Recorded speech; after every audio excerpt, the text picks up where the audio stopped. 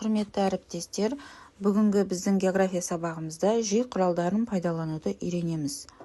Сабақтың тақырыбы гидросфера және оның құрамдас бөлігі. Оқу бағдарламасына сәйкес оқыту мақсаты 7.3.3.1 гидросфера және оның құрамдас бөліктерін сипаттайды. Оқу мақсаты гидросфераның анықтамасын түсіндіреді, оның негізгі құрамдас бөліктерін мұхиттар, өзендер, теңіздер, көлдер және жер асты суларын сипаттайды және олардың жергілікті маңызын түсіндіреді. Бүгін біз гидросфера тақырыбын қызықты әрі заманауи әдіспен үйренеміз, яғни жасанды интеллект көмегімен.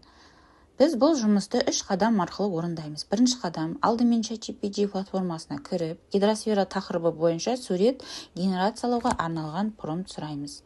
Бірінші қадам біз мысалы былай деп жазамыз. Гидросфера тақырыбына арналған сурет, мұхиттар, өзендер, көлдер, булану, жаңбыр, жер асты сулары бойынша көрсетілсін. ChatGPT бізге өте нақты кәсіби промпт жазып береді.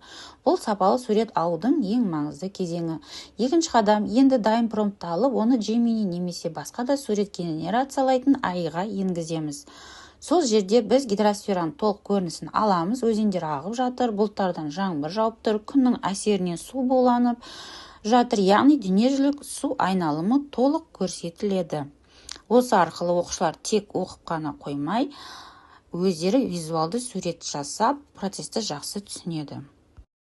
Бізде енді үшінші қадам біз Google-ға кіріп, Pixverse платформасына кіреміз. Бұл Pixverse бізге суретті жандандырып немесе шағын анимация видео жасап береді. Дайын суретімізді қоямыз. Жанына дайын промпт бізге жазып берген промптты қоямыз. Және ол бізге суретті генерациялап береді. Мысалы, су буланып жатыр, бұлттар қозғалып, жаңбыр жауып тұр. Барлығы тірі процесс сияқты көрінеді. Нәтижесінде гидросфераның әдемі визуалды бейнесі пайда болады. Онда біз дүниежүзілік су айналымы процесін анық көре аламыз.